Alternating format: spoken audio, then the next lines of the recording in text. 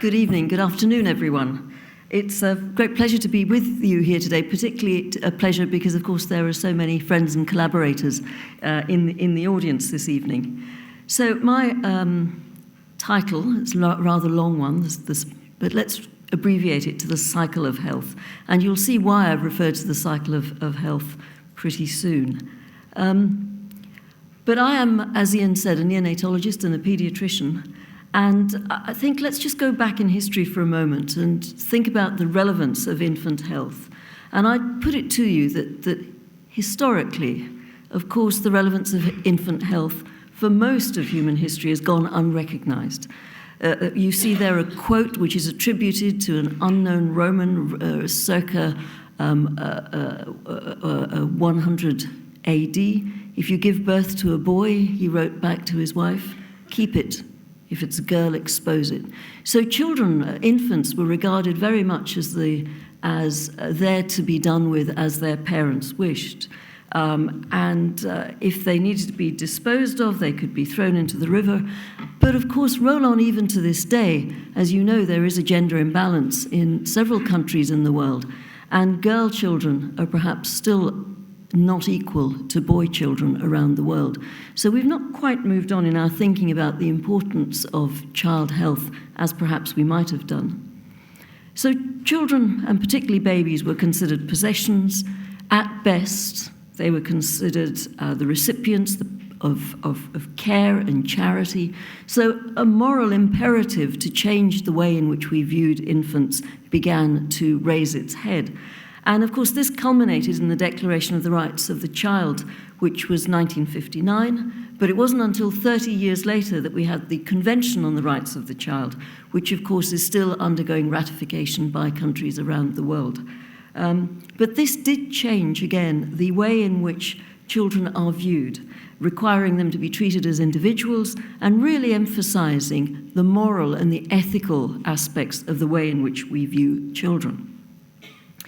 And of course, we now have a plethora of reports, training materials, documents, position statements, and so on, which testify to the fact that the child is at last really, really visible, and the baby, the newborn baby, is really visible. But what does that actually mean in practice, in scientific terms? So let's move on now from the ethical aspects of how we regard infants, but let's move on to how science regards infants. And in order to do that, I want to show you pictures of three very different babies.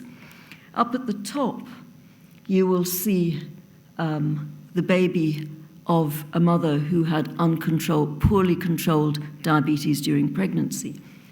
In the middle, you'll see a very growth-restricted baby, a baby who didn't grow well in utero and is much, much smaller than he should have been. And at the bottom here, you'll see an extremely preterm baby receiving the full weight of intensive care. This child at the top, who weighed 4.8 kilos at birth, a very heavy baby, is destined to be at much greater risk of developing diabetes and obesity when she grows up. This child, who weighed only 1.5 kilos, is also at great risk of diabetes and obesity. And this child at the bottom, who weighed only 800 grams, is similarly at risk of diabetes and obesity. Now, if ever there was an interesting scientific problem, you see it here. How could these three very different children be set on the same trajectory? Of course, the importance of this is this: if you set someone on a trajectory to obesity, and if they become obese in childhood, it's pretty likely that they're going to go into adult life as an obese adult. And that means the risks of cardiovascular disease, of early death, of all of the problems that go with severe obesity. So it's an important issue, and it needs to be tackled right from the very, very, very beginning. But of course, what is the very, very beginning? Well, before we come on to that, let me just draw your attention to another very important fact in all of this. So these are data courtesy of Public Health England, and I see a friend there who's responsible for Helen Duncan, who's responsible for some of these data. And what I want to draw your attention to, so this is the obesity prevalence, This is the least deprived section of our community. This is the most deprived section. And you can see the prevalence amongst children at reception age and at year 6. And you'll see that there's more than a twofold difference between the least deprived and the most deprived. So, of course, the point I want to make is the impact of socioeconomic deprivation on this major, major risk factor for lifelong health. And here's a slide taken from Richard Wilkinson and Kate Pickett's book, The Spirit Level, which will be known to most of you in the audience. And, of course, this is a summary of the price of inequality. So let's just take a look at some of these metrics. Here we have teenage pregnancy. These are 6 countries: Japan, Sweden, Germany, France, the UK, and the United States. We are the pink blob. Just cast your eye down this and find the pink blobs. So here we have teenage pregnancy. This is the worst. This is the best. Here we have infant mortality. We're down here. Here we have poverty. We're here. And if you take this measure, which is a very, very interesting one indeed, which is trust, how much do we trust our fellows? We're down here, with the United States down here, all along the way. And there's the summary measure. The UK second from the bottom. So inequality is alive and well and with us in our society. Now, most of you, of course, will recognize this face, Southampton, one of Southampton's famous sons.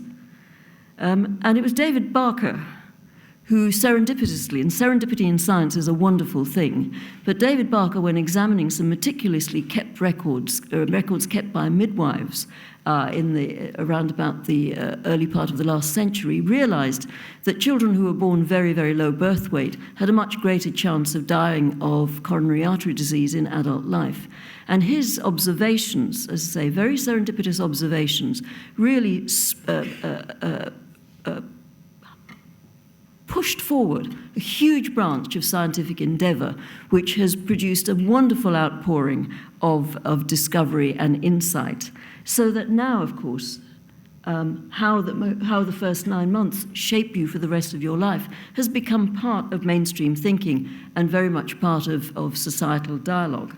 But it was David Barker who started this all off, and I remember vividly how he was poo-pooed for his ideas in those days, because it was so revolutionary that the way in which you met with environmental influences during pregnancy and in early life could affect your lifetime chances of health. It was a revolutionary idea.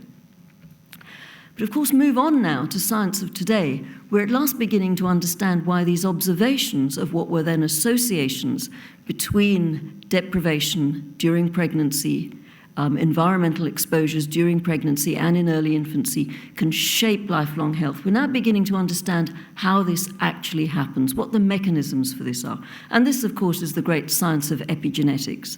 In other words, how is our genetic code interpreted, translated, and then effected into the health that we all experience. So the science of epigenetics, which has really taken off in the last few decades, is really helping us understand how observations of the association between low birth weight or prematurity are actually translated mechanistically into adversity for health chances throughout the life course.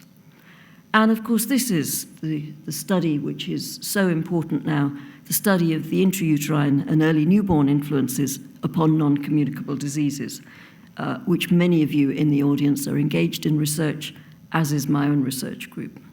So let me tell you a little bit about some of the findings of my own research group, just a teeny weeny bit.